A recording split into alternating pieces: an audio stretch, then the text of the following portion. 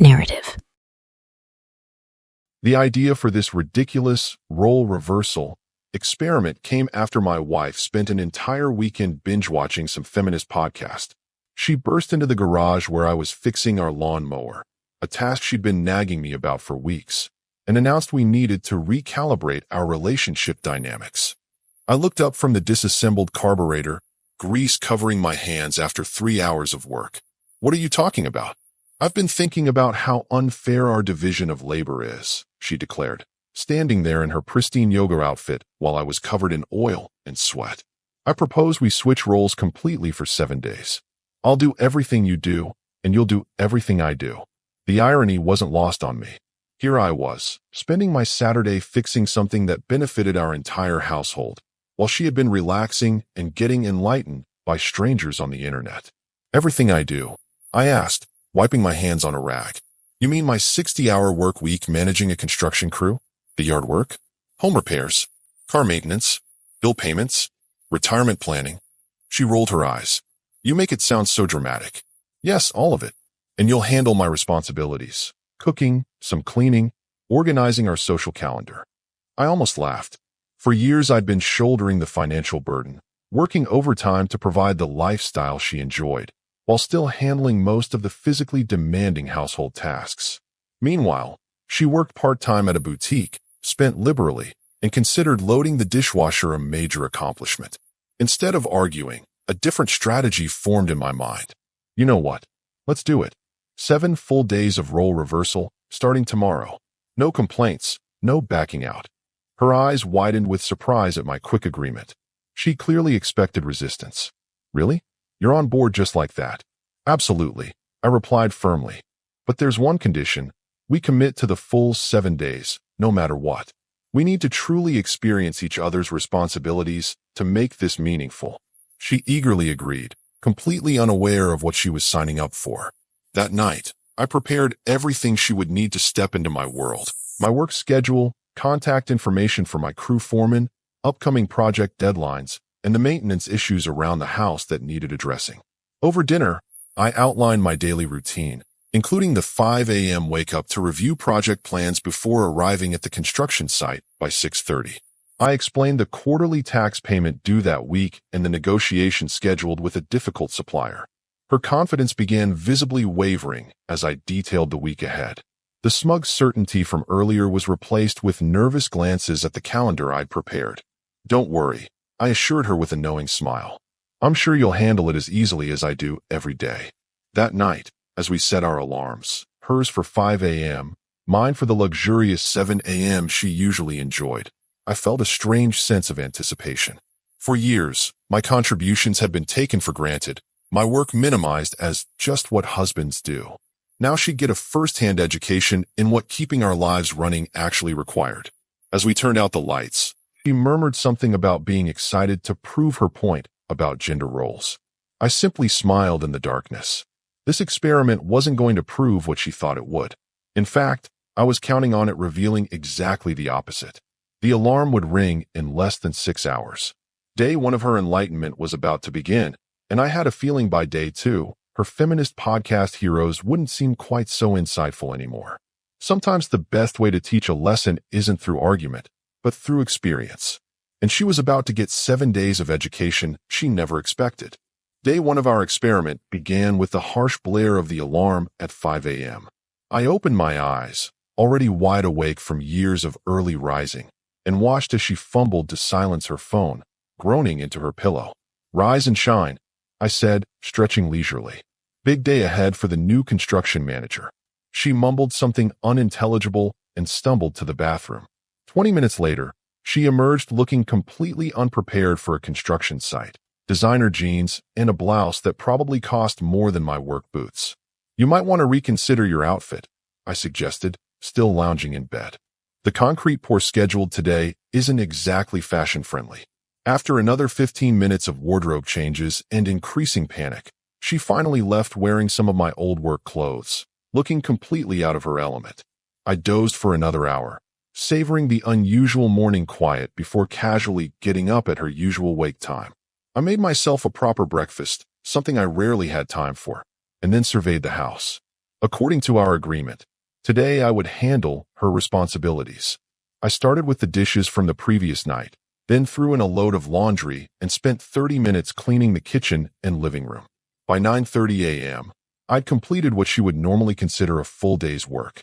With hours to spare, I decided to handle some household tasks she'd been putting off for months, organizing the pantry, fixing the squeaky closet door, and replacing the burned-out light fixtures in the hallway. Around noon, my phone rang. It was my assistant foreman. "Hey boss, is your wife serious about this role swap thing? She's been sitting in your truck for the past hour making calls after she tried to explain the foundation inspection to the city inspector." I suppressed a laugh. "Tell her to put you in charge of the inspection and just observe." Shortly after, she called, her voice tight with stress. "These people don't listen to anything I say. The inspector asked technical questions I couldn't answer, and your crew keeps checking with each other instead of following my instructions." "Welcome to my Monday," I replied calmly. "Remember when you told me anyone could do what I do with minimal training? Maybe reconsider that position." "This isn't fair," she snapped. "You've been doing this job for years. And yesterday you claimed it wasn't particularly difficult or valuable." I interrupted. "Are you calling to quit our experiment on day one?" There was a pause. Her pride wouldn't let her concede so quickly. "No," she finally answered. "I made a commitment." "Good. The concrete delivery is at 2 p.m. Make sure the forms are properly braced before they pour." I hung up and turned my attention to preparing an elaborate dinner, far more complex than anything she typically made. I even had time to bake fresh bread, something she'd always claimed was too time-consuming for her schedule. At 7 p.m., I heard her car in the driveway.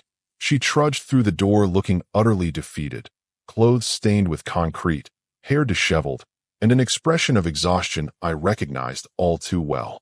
It was the look I wore most nights, though she rarely noticed. "Dinner's ready," I announced cheerfully from the kitchen. "I've prepared cocoa vin with fresh sourdough and a side salad." She stared at the immaculate kitchen, then at me, then at the gourmet meal laid out on our usually cluttered dining table. "How did you have time for all this?" she asked, her voice barely above a whisper. "Oh, I finished your daily tasks by mid-morning," I replied casually. "So I had plenty of time to deep clean the house, fix a few things, organize our tax documents, and still make dinner from scratch. How was your day?" Instead of answering, she collapsed into a chair and reached for the wine bottle. After a long drink straight from the glass, she finally spoke. "One of your clients threatened to pull their contract because I couldn't answer basic questions about the project timeline. Your foreman had to step in and save the deal. Then I had to approve payroll having no idea who worked what hours.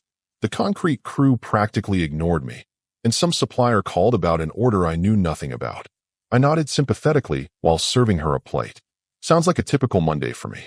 Except I usually come home to a sandwich and complaints about how you didn't have time to clean." She looked around at the spotless house, the gourmet meal, and then down at her filthy clothes. Something shifted in her expression, the first crack in her certainty. "Tomorrow will be better," I assured her, though we both knew it wouldn't be. In fact, I had deliberately scheduled one of my most challenging days for her second attempt. Day one had been a reality check. Day two would be the breaking point, and I was just getting started. Day two began much like the first, with her alarm blaring at 5 a.m. and her even more reluctant to rise than before. The soreness from yesterday's physical work had settled into her muscles overnight. I watched as she winced while pulling herself out of bed, her movements stiff and labored. "There's ibuprofen in my drawer," I offered, not unkindly. "You'll need it. The foundation inspection is today." She swallowed the pills dry, a grim determination replacing yesterday's naivety. As she dressed in more appropriate workwear this time, I noticed her checking her phone with increasing alarm. "Everything okay?" I asked, knowing full well what she was seeing. "Why are there 27 new emails from clients and suppliers since midnight?" Her voice cracked slightly. "And why is someone named Big Mike calling at 5:15 a.m.? "Ah, that would be my excavation contractor. He starts early. You should call him back. He's probably having issues with the permit for today's dig." The color drained from her face as she dialed the number and stepped into the hallway. I could hear her struggling to sound authoritative while having no idea what Big Mike was talking about. After a 5-minute conversation that seemed to age her another 5 years, she returned to the bedroom. "There's some problem with an excavator permit and something about shoring requirements." He kept asking for decisions I don't know how to make. Did you tell him to proceed with the secondary plan we discussed last week? I asked innocently. What secondary plan? She nearly shouted, running her hands through her hair. Nobody told me about any secondary plan. It's in my project notes. The folder I gave you before the experiment started. Her eyes widened with panic. There were over 100 pages in that folder. Yes, I nodded. That's this week's projects. I read and memorize those details every weekend, so I'm prepared for exactly these situations. She looked at me with new eyes. Not just frustration, but the dawning realization that my job wasn't just showing up and giving orders. It was constant preparation, anticipation, and knowledge that couldn't be faked or improvised. After she left, rushing out without breakfast to handle Big Mike's crisis, I once again took my time getting started with her responsibilities. By 10 a.m., I had cleaned the entire house, prepared a slow cooker meal for dinner, and even reorganized the linen closet she'd been complaining about for months. With plenty of time to spare, I decided to tackle a few projects she'd put on the long-term to-do list, things she claimed we never had time for. By noon, I had repainted the guest bathroom, fixed the leaky faucet in the kitchen, and organized the scattered family photos into albums. Around 1 p.m., my phone erupted with her panicked voice. There's an emergency at the Richardson project. The inspector failed the foundation because of some issue with the rebar spacing. The concrete trucks are already here. The crew is standing around doing nothing, and everyone's looking at me for answers. I could hear the chaos in the background, men shouting, engines running, her voice nearly breaking with stress. Put my foreman on the phone, I said calmly. After a brief conversation with him, I learned that the inspector had found legitimate issues, something that happened occasionally even to me. The difference was that I knew how to handle these situations. Let me talk to her again, I requested.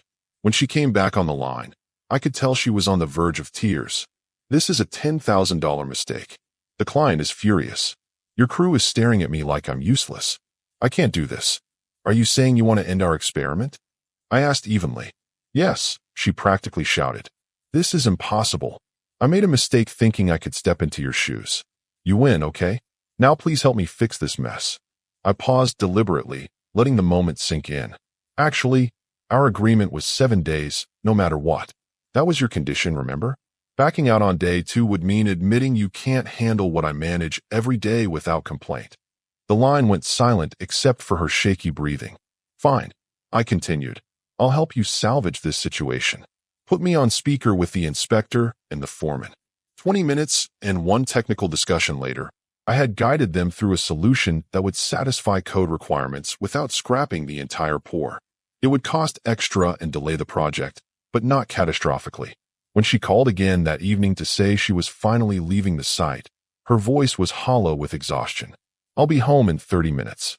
Please tell me dinner doesn't require any effort on my part. Everything's taken care of, I assured her.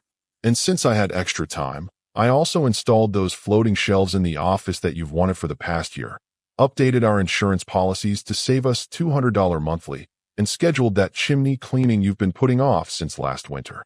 When she finally walked through the door 2 hours later, traffic had delayed her even further. She looked like a different person than the confident woman who had proposed this experiment 48 hours ago. She dropped her hard hat on the floor and collapsed onto the couch. Can't do 5 more days of this, she whispered, her voice breaking. Please, I'm begging you. Let's end this now. I sat beside her, maintaining my composure.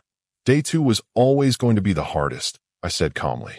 But ending now means you'll never fully understand what I handle for our family. She looked at me with genuine tears in her eyes. I understand enough. Your job is impossible. I don't know how you do it day after day. I smiled slightly. It's not impossible. It's just demanding. And I do it because that's what it takes to build the life we have. After a long silence, I offered a compromise. How about this? You don't have to go back to the construction site. But there are other aspects of my responsibilities you haven't experienced yet. We continue the experiment, but with modifications. Relief washed over her face, followed immediately by suspicion. What kind of modifications? Tomorrow, you'll handle our finances, home maintenance calls, and the meeting with our insurance agent. I'll continue with the household duties. She hesitated, clearly torn between her pride and her desperate need to escape another day like today. Fine, she finally agreed. But no more construction site. As she dragged herself to the shower, I allowed myself a small, satisfied smile. The construction site had been the most visible part of my responsibilities, but it wasn't even half of what I managed. The next phase of her education was about to begin, one where she'd discover just how much invisible work I did to keep our lives running smoothly. Day 2 had broken her confidence. Day 3 would open her eyes to an entirely different kind of burden. Day 3 of our experiment dawned with a change in atmosphere. No construction site for her mint number 5 a.m. alarm, but I made sure her day wouldn't be any less enlightening. When she finally emerged from the bedroom at 7:30, looking marginally more rested but still wary, I had coffee waiting and a leather portfolio on the kitchen table. "What's that?" she asked, eyeing the portfolio suspiciously. "Your agenda for today," I replied, sliding it toward her. "Our quarterly financial review, 3 maintenance appointments that need supervision, and a meeting with our insurance agent about the policy renewals." She cautiously opened the portfolio, and her eyes widened at the stack of spreadsheets, statements, and schedules inside. "First," I began, "you'll need to reconcile our accounts. I've flagged some unusual charges on your credit card that need verification. Then transfer funds to cover the property tax payment due tomorrow. It's $4,700, by the way. After that, you'll need to call about the water heater warranty. It's making that knocking sound again." Her coffee remained untouched as she flipped through the papers with increasing alarm. "Why are there so many investment statements? And what's this about a home equity line decision?" "That's our retirement planning section," I explained calmly. "We need to decide whether to increase our contributions or use that money to pay down the home equity line. The interest rate differential makes it complicated. I've been analyzing it for weeks." She looked up at me, genuine confusion in her eyes. "You've been doing all this? When? Nights? Weekends? During lunch breaks?" I shrugged. Someone has to manage our financial future. The first cracks of genuine respect appeared in her expression. This wasn't physical labor that she could dismiss as just hard work. This was complex, consequential decision-making that directly impacted our lives and future. "There's one more thing," I added, pulling a separate folder from my bag. "These are the unpaid medical bills from your mother's hospital stay last year. The insurance denied some claims, but I've been disputing them. There's an appeal hearing by phone at 2 p.m. Her hand flew to her mouth. "My mother's bills? I thought those were resolved months ago. They would have been if we'd paid the $14,000 out of pocket. Instead, I've been fighting the insurance company and making minimum payments to keep it from collections." $14,000? She repeated incredulously. "Why didn't you tell me?" I gave her a measured look. "I tried. 3 times. Each time you said you were too stressed to discuss it and asked me to just handle it. So I did." A heavy silence fell between us. For perhaps the first time, she was seeing the invisible mental load I carried. Not just physical tasks or work responsibilities, but the constant, grinding weight of financial management, planning, and problem-solving that kept our lives from unraveling. "I need to make breakfast," I said, standing up.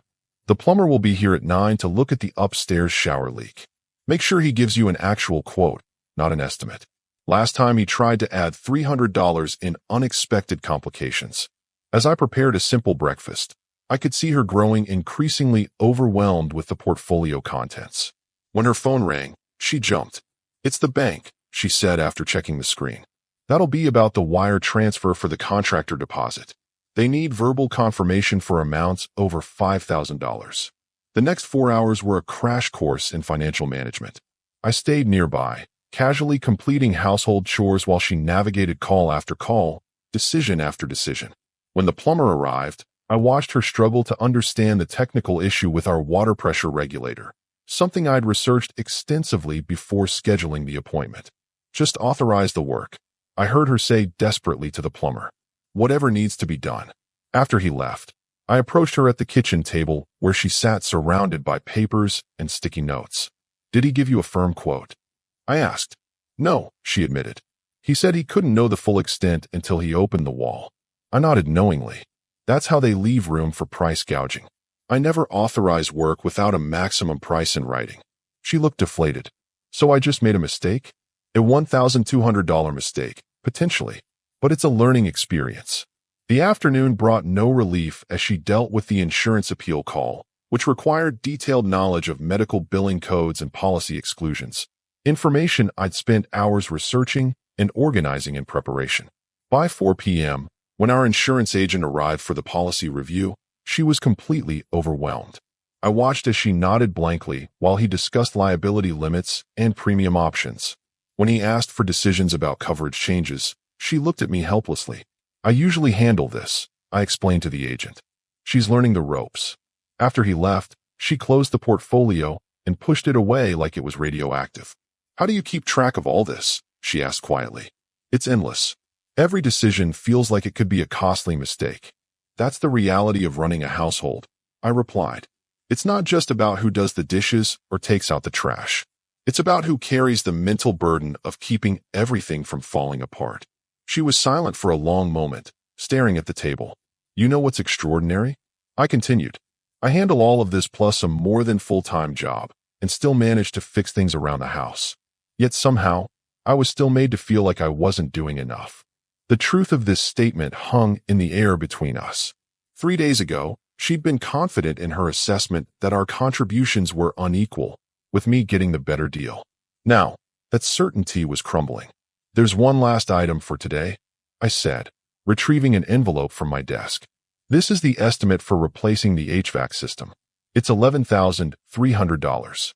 We need to decide whether to repair the existing unit again for $2,100 or invest in the replacement." She stared at the numbers, the magnitude of these decisions finally sinking in. "How do you do this every day?" she asked, her voice barely above a whisper. "How do you carry all this weight and never break?" I looked at her steadily. "Because that's what I committed to doing. That's what building a life requires. Not complaints, not keeping score, just showing up and doing what needs to be done." For the first time in our experiment, I saw genuine regret in her eyes.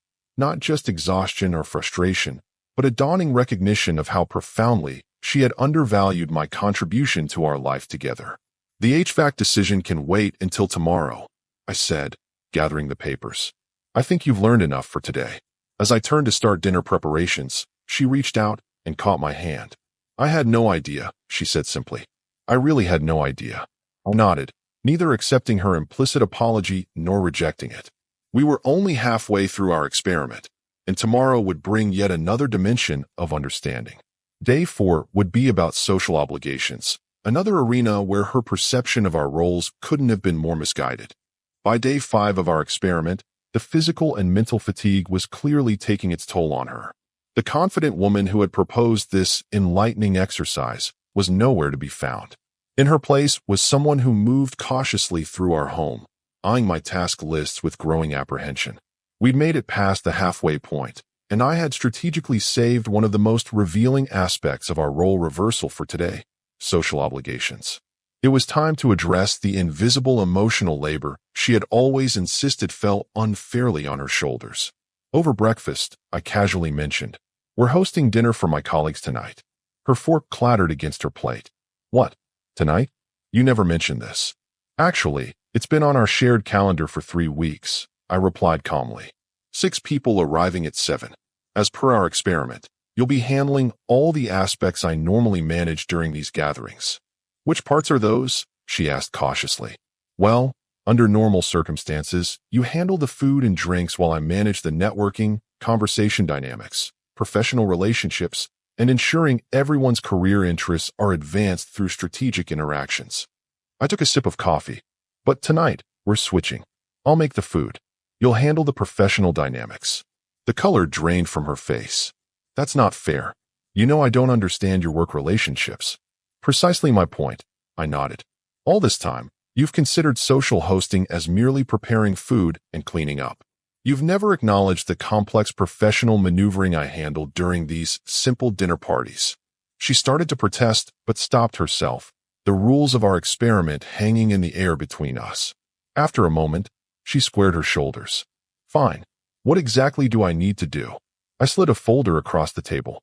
"Here's the background on each guest, their current projects, career aspirations, and potential conflicts with others attending. The notes in red indicate sensitive topics to avoid." She flipped through pages of detailed information, her eyes widening.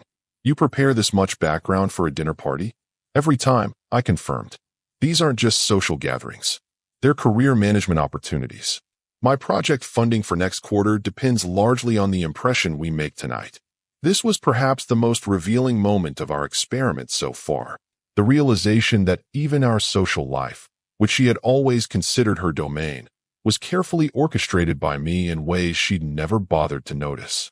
Pay special attention to the regional director's notes, I added. He's considering me for the expansion project, but he'll be evaluating whether I understand the political landscape before making his decision. By afternoon, I was calmly preparing an elaborate meal while she paced the house, frantically reviewing my notes and practicing conversation starters. When I suggested she change into something more professional for the evening, she disappeared into our bedroom for nearly an hour. At exactly 7 p.m., our first guests arrived. I greeted them warmly, took their coats, and guided them to the living room where she waited stiffly, clutching a glass of wine like a lifeline. What unfolded over the next 3 hours was both fascinating and vindicating to watch. While I effortlessly served course after course of perfectly timed dishes, she struggled to navigate the complex interpersonal dynamics of my professional circle. I observed as she attempted to implement my strategies, redirecting conversations away from controversial topics, highlighting accomplishments of key players, mediating between competing personalities. The breaking point came during dessert. The regional director casually mentioned a controversial policy change that divided the company leadership. All eyes turned to her, waiting for the diplomatic response I would normally provide, the one that would acknowledge all perspectives while subtly reinforcing the position that would benefit our team. Instead, she froze.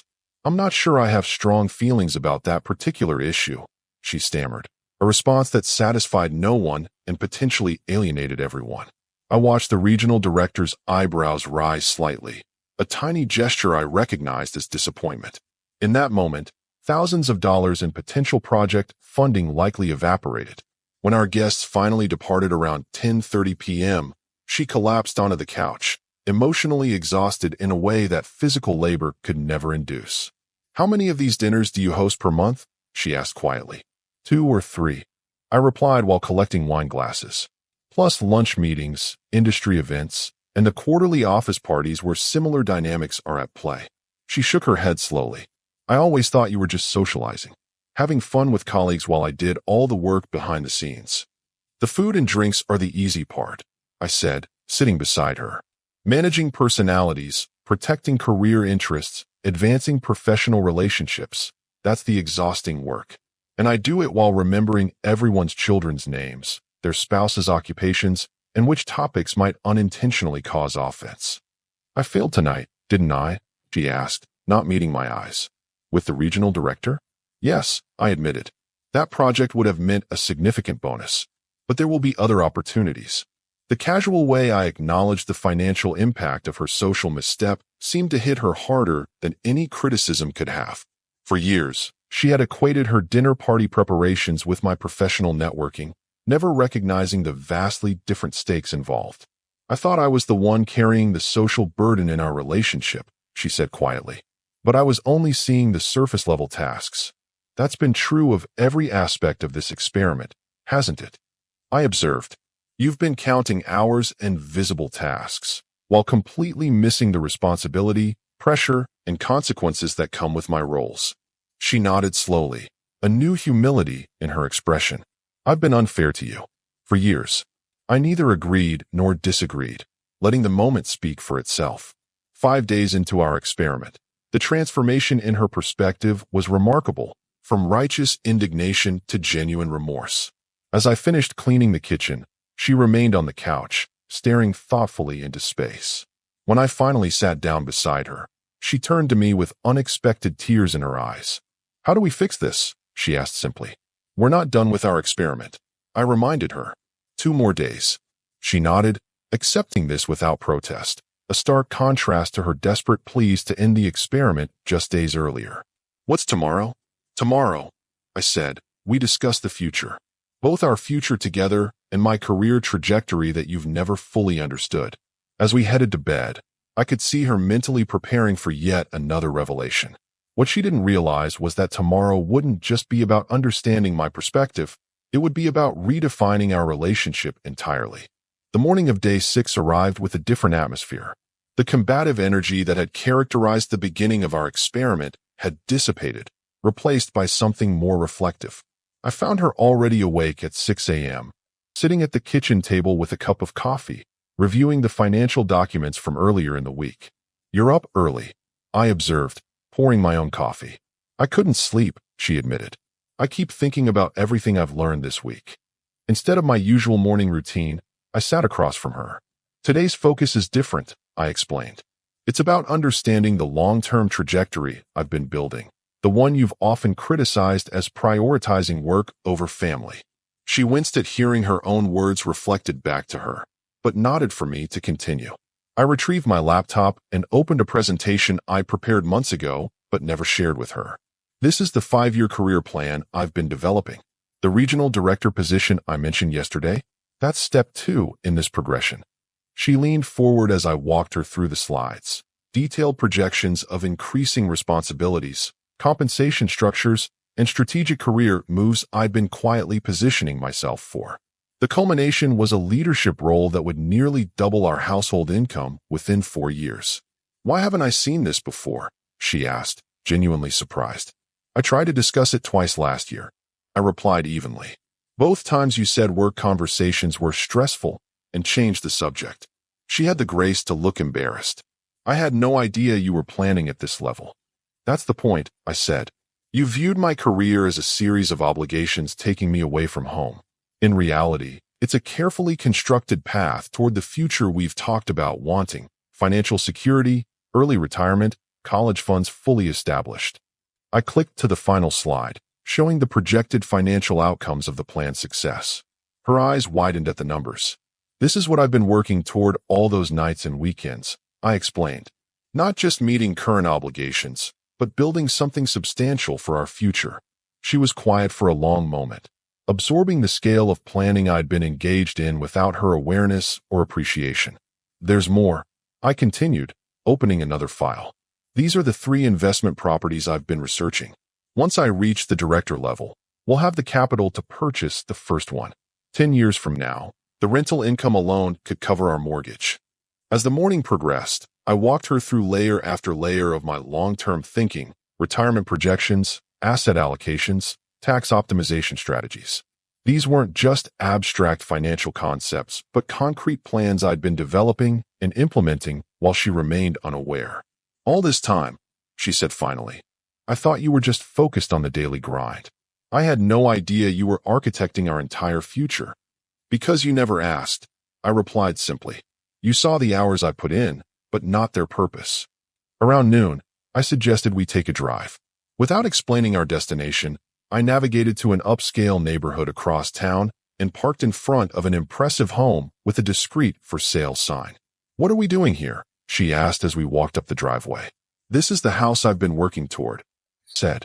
3 more years of executing my career plan, and we can afford it comfortably." Her expression shifted as she peered through the windows at the soaring ceilings, gourmet kitchen, and backyard pool, all features she had mentioned wanting in our someday home. "This isn't just a fantasy," I explained. "This is mathematically achievable if I continue on my current trajectory. Every late night at the office, every weekend site visit, every networking event has been moving us toward this concrete goal." As we drove home in thoughtful silence, I could see her recalibrating her entire understanding of our marriage and my role within it. What she had perceived as my workaholism was actually purposeful, strategic advancement toward our shared dreams. Dreams she hadn't realized were actively being pursued rather than merely discussed. Back home, I prepared a simple lunch while she remained unusually quiet. When we finally sat down to eat, she looked at me with new eyes. "I've been wrong about almost everything, haven't I?" she asked softly. "I considered this before answering. You've been seeing only the surface level of our lives. The visible tasks, the hours logged, the immediate friction points. You missed the architecture beneath it all. Why didn't you make me understand this sooner?" "I tried," I replied honestly. "But you weren't ready to listen. You had a narrative about our contributions and roles that you weren't willing to question." She nodded slowly, accepting this difficult truth. So what happens now? After tomorrow, when our experiment ends? This was the moment I'd been strategically building toward all week. The conversation that would redefine our relationship going forward. Things can't go back to how they were, I said firmly. This experiment wasn't just about proving a point. It was about creating a foundation for change. What kind of change? She asked, a hint of apprehension in her voice. First, acknowledgement. I need explicit recognition of the value I bring to our partnership, not just financially, but in all the ways you've experienced this week. She nodded without hesitation. Absolutely. Second, participation. Not equality in all tasks, but awareness and appreciation of what each responsibility entails. No more dismissing my work obligations or financial decisions as less important than social calendars or household aesthetics. Again, she agreed readily. Finally, partnership. Real partnership. That means when I present career opportunities or financial strategies, you engage meaningfully. It means understanding that when I'm working late, I'm not avoiding family time. I'm investing in our future. She reached across the table and took my hand, the first genuinely warm gesture she'd initiated all week. I understand now, she said, her voice carrying a new respect I hadn't heard in years. And I want that partnership too. I just didn't realize how much I wasn't seeing. That evening, instead of separate activities, we sat together reviewing the actual household budget, investment accounts, and career projections, having the first truly collaborative financial discussion of our marriage. She asked insightful questions and offered perspectives I hadn't considered, proving she could be the partner I needed when properly engaged. As we prepared for bed on the eve of our final experiment day, there was a palpable shift in the dynamic between us. The power balance had fundamentally reset, not through argument or ultimatum, but through experiential understanding. One more day, she remarked as we turned out the lights. The most important one, I replied. Tomorrow isn't about roles or tasks. It's about establishing our new normal. In the darkness, I allowed myself a moment of satisfaction. This experiment, which she had initiated as a way to prove her point about gender roles and household labor, had instead become the catalyst for the most profound recalibration of our relationship since our wedding day. Day 7 wouldn't just conclude our experiment. It would begin our future. A future where my contributions were finally valued, my perspective respected, and my leadership acknowledged. Not through demanding these things, but by strategically creating a situation where she could discover their necessity for herself. Sometimes the most effective way to change a relationship isn't through conflict, but through revelation. And over the past 6 days, the revelations had been transformative. Our story has come to an end. If you've made it this far, how about subscribing to our channel? It helps us immensely. I've selected 2 other videos for you that I'm sure you'll enjoy.